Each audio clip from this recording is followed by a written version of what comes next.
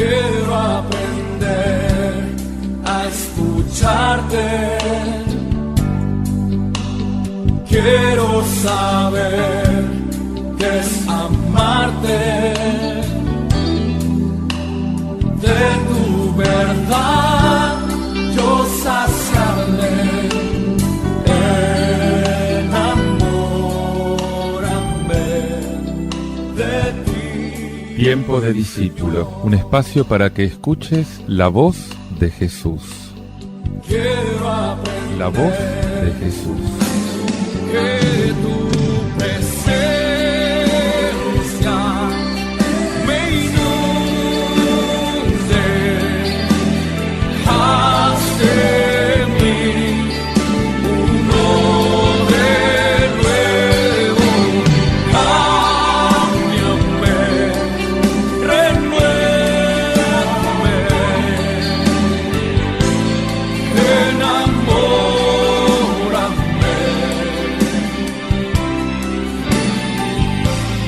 Enamórame de ti, Señor.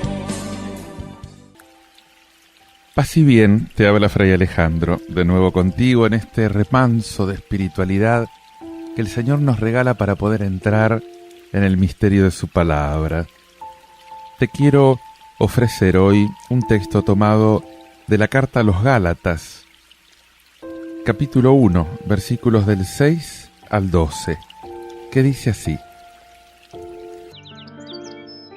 Hermanos, me sorprende que ustedes abandonen tan pronto al que los llamó por la gracia de Cristo para seguir otro evangelio. No es que haya otro, sino que hay gente que los está perturbando y quiere alterar el evangelio de Cristo. Pero si nosotros mismos o un ángel del cielo les anuncia un evangelio distinto del que les hemos anunciado, que sea expulsado. Ya se lo dijimos antes, y ahora les vuelvo a repetir: el que les predique un evangelio distinto del que ustedes han recibido, que sea expulsado. ¿Acaso yo busco la aprobación de los hombres o la de Dios? ¿Piensan que yo quiero congraciarme con los hombres? Si quisiera quedar bien con los hombres, no sería servidor de Cristo. Quiero que sepan, hermanos, que la buena noticia que les prediqué no es cosa de hombres, porque yo no la recibí ni aprendí de ningún hombre, sino por revelación de Jesucristo. Esta carta a los Gálatas fue escrita en plena crisis de la Iglesia. Un grupo de cristianos de origen judío querían imponerles a los cristianos de origen pagano un cierto número de ritos tradicionales de la ley de Moisés, en particular la circuncisión. Y Pablo reaccionó violentamente contra esto. Para él es justamente el meollo mismo de la fe cristiana lo que estaba en juego. Si se torna a la práctica de la ley, la novedad de Cristo queda reducida a la nada.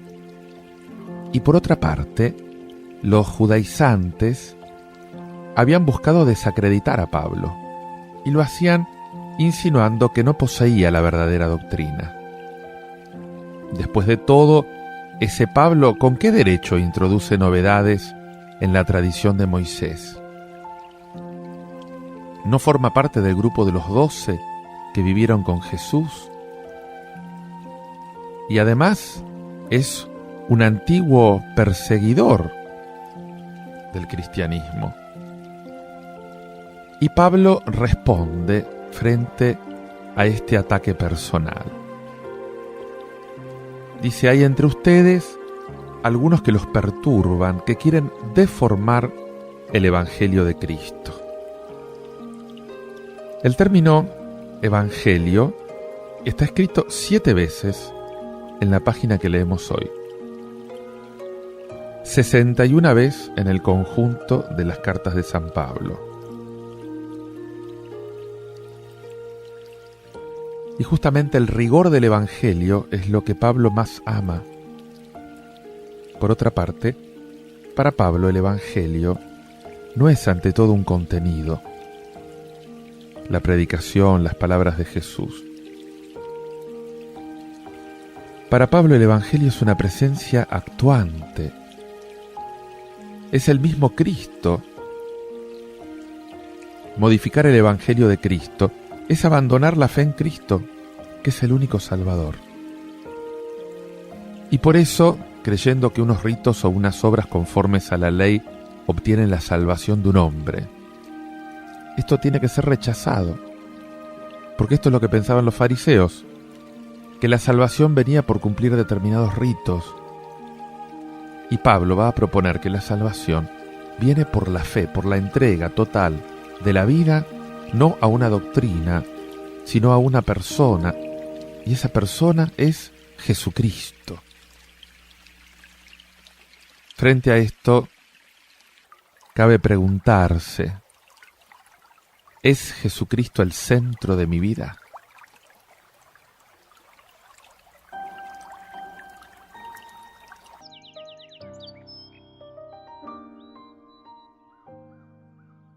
Si alguien, nosotros mismos o un ángel del cielo les anunciara un evangelio distinto del que les hemos predicado, que sea expulsado. Se dijo que la carta a los Gálatas era un torrente de lava. Y ya dimos un ejemplo de este tono patético, polémico que utiliza Pablo.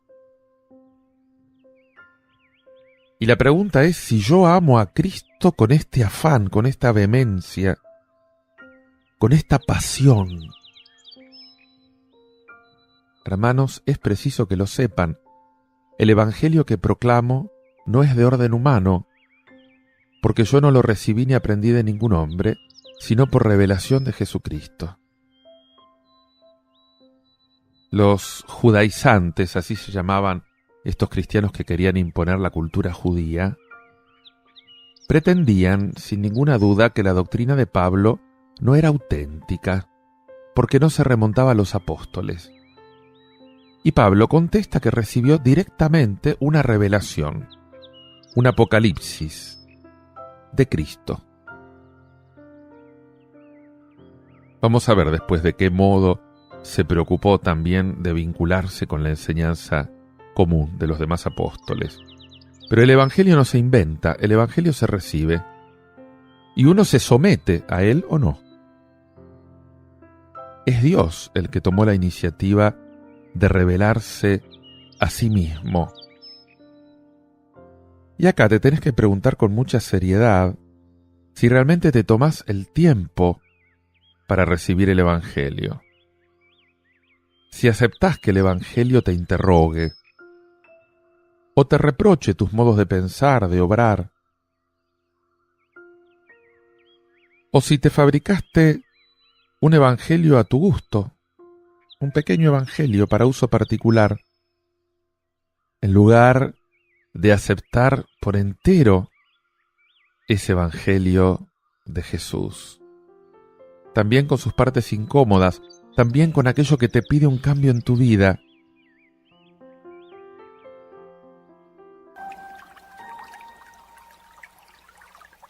Y por eso Pablo se pregunta, ¿o es que intento agradar a los hombres? En este caso, ya no sería un siervo de Cristo. Pablo es intransigente. No hay dos evangelios. La tendencia actual de muchos hombres modernos sería más bien aceptar todas las opciones, dentro de un gran liberalismo, que cada uno piense según su conciencia lo que quiera. Y de hecho, es verdad que tenemos que ser tolerantes con los demás, pero sería también necesario que fuéramos implacablemente intolerantes con nosotros mismos para hacernos servidores de Cristo, que es la única verdad, y no de nuestras pasiones.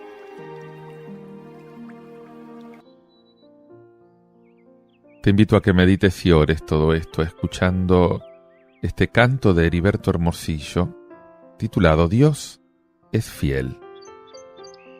Si somos muertos con Él, también viviremos con Él. Si sufrimos, también reinaremos con Él. Si le negaremos, Él también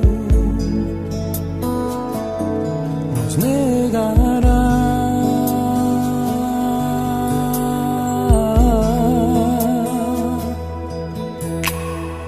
Si fuéramos infieles, Él permanece fiel.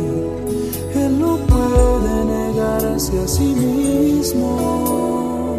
No, no, pues Dios es fiel.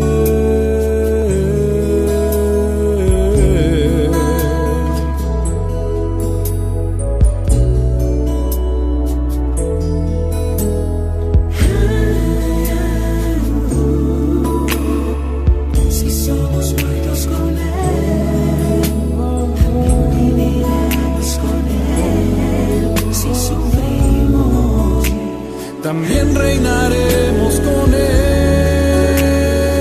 Si le negaremos, Él también nos negará.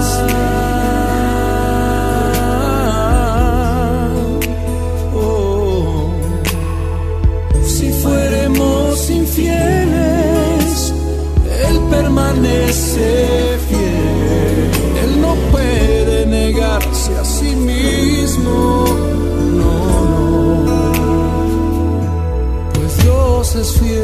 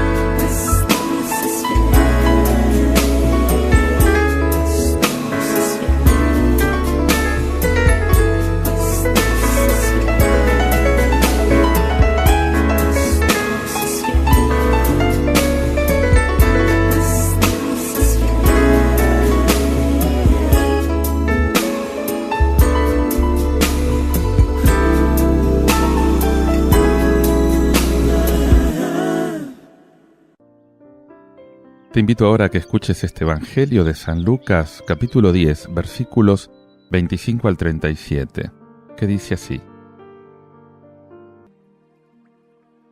Un doctor de la ley se levantó y le preguntó a Jesús para ponerlo a prueba: Maestro, ¿qué tengo que hacer para heredar la vida eterna?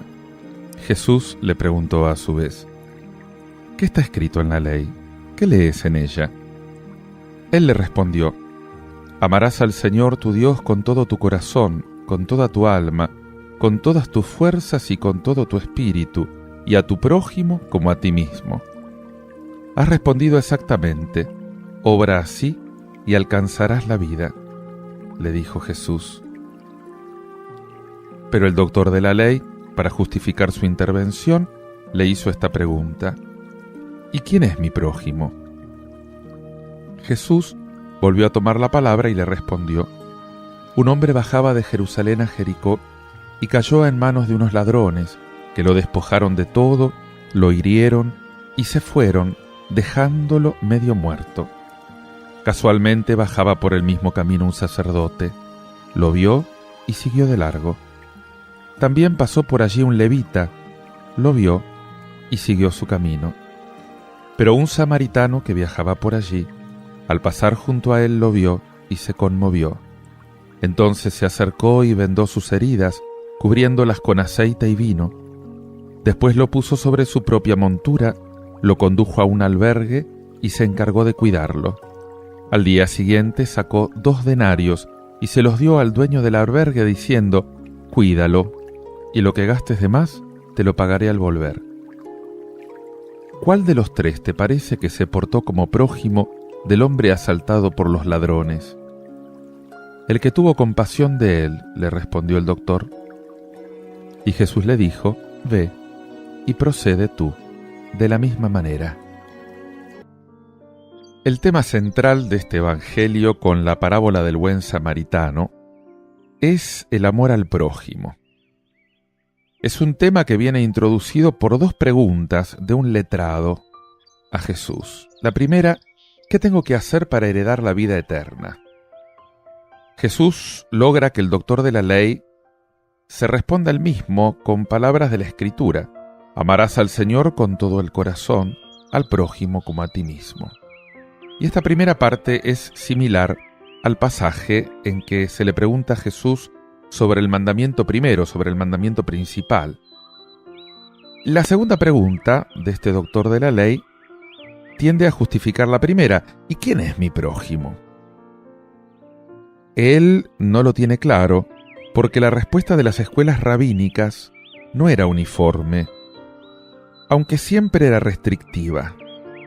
Solo los parientes, solo los amigos, solo los compatriotas eran prójimo.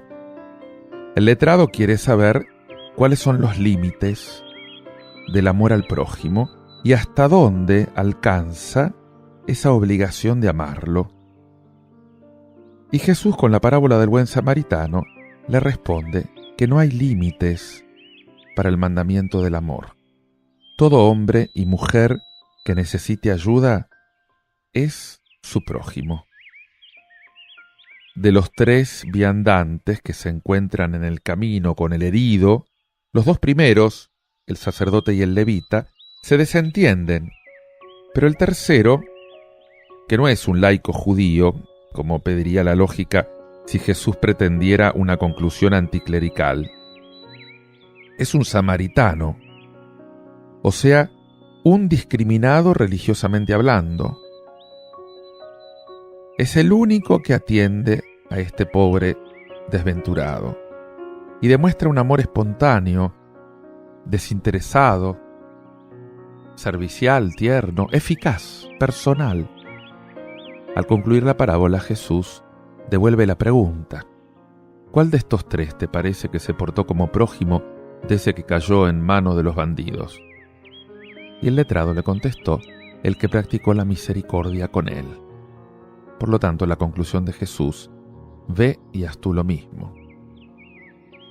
En la contrapregunta de Jesús hay un cambio básico de impostación, de perspectiva. Mientras que el doctor de la ley pregunta por el objeto del amor: ¿a quién tengo que amar como compañero? Jesús pregunta por el sujeto del amor: ¿quién ha obrado como compañero? Esa es la palabra. El doctor de la ley piensa a partir de sí mismo cuando pregunta: ¿dónde está el límite de mi deber? Y Jesús le dice: pensá a partir del que padece la necesidad. Colócate en la situación del necesitado. La pregunta es: ¿quién espera ayuda de ti? Entonces vas a ver que no hay límites para el mandamiento del amor. Siempre que haya alguien que necesite de ti. Es importante destacar en este texto del Evangelio 2 verbos que van unidos, que van equiparados, que son amar y vivir. Cuando al principio el escriba le pregunta qué tengo que hacer para heredar la vida eterna, después de contestarse él mismo con mucha exactitud sobre el amor a Dios y al hermano, Cristo le dice: haz tú lo mismo y tendrás la vida. Y al acabar la parábola con la respuesta del letrado y la pregunta de Jesús,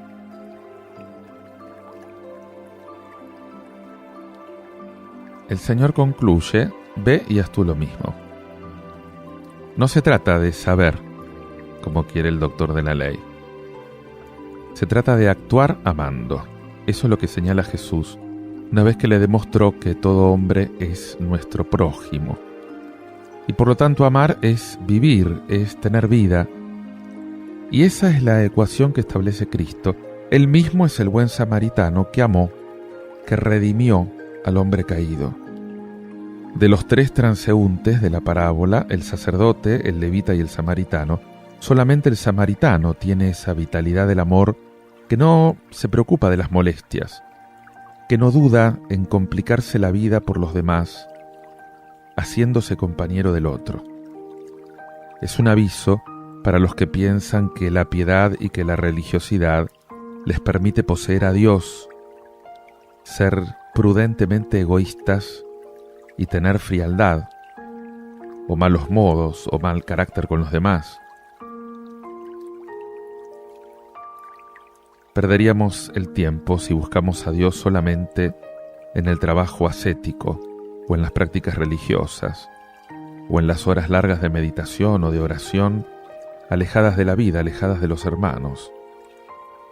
Impresiona esa afirmación tan tajante de la Escritura: quien no ama permanece en la muerte, dice la primera de Juan 3:17. Solo el que ama a Dios y al hermano vive de verdad, justamente porque es capaz de salir de sí mismo, de sus propios intereses, de sus propias exigencias, para ponerse en el lugar del que sufre, pasa necesidad, o es frágil, o está marginado. Solamente el que ama puede ser acogedor, hospitalario con todos, aunque no sean simpáticos, aunque no sean agradables, ni dignos, ni humildes, ni educados, ni siquiera razonables. El que ama se hace compañero de todo aquel que lo necesita. Ora conmigo.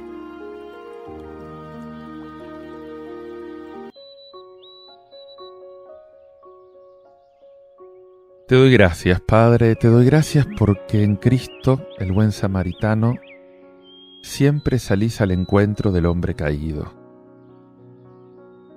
No nos dejás solos en las lágrimas y en la noche. Nos recogés en el hogar de tus manos. Con el ejemplo de Jesús, nos enseñás a no pasar de largo, a no ignorar al hermano si lo encontramos caído en la ruta. Y porque conocemos, Señor, tu misericordia, que te inclina a apiadarte de nosotros, pecadores, te pedimos que por tu gracia podamos vivir para los demás, Señor, como prójimos de todo hombre, de toda mujer que nos necesite, entregados a esa tarea apasionante de amar a todos. Así el amor será nuestra vida, será nuestra felicidad, Señor. Amén. Te invito a que ores y medites todo esto escuchando este tema musical de Abraham Velázquez titulado En tus manos.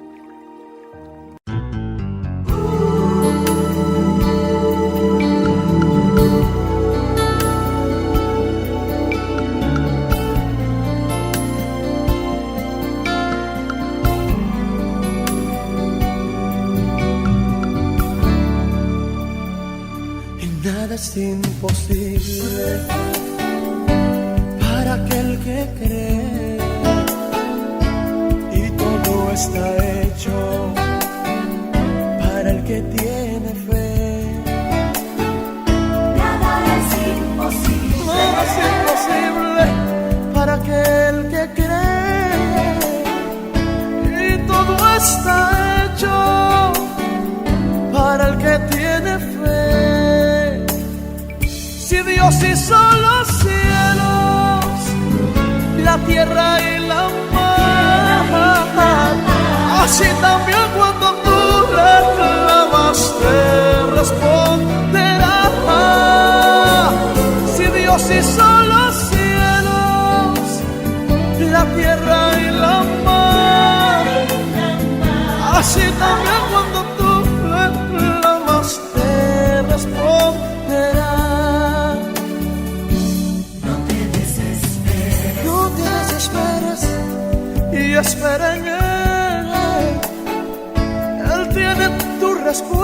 Él siempre permanece fiel. Permanece fiel. No te desesperes y espera en Él. Él tiene tu respuesta, Él siempre permanece fiel. Si Dios hizo los cielos, la tierra y la mar, así también cuando tú le clamas te responderá. Si Dios hizo los cielos, la tierra y la mar, así también cuando tú le clamas te responderá. Si te sientes solo, estás en aflicción, tú dices que no puedes y te duele el corazón. Yo quiero que me escuches, me prestes tu atención. Jesús está contigo y Él conoce tu petición. Si Dios hizo los cielos, la tierra y la mar, así también cuando tú le clamas te responderá. Si Dios creó los cielos, la tierra y la mar, así también cuando tú le clamas te responderá. Así también cuando tú le clamas te responderá el Señor. Así también cuando tú le clamas te responderá. No te dejará. Él contigo está. Te responderá el Señor.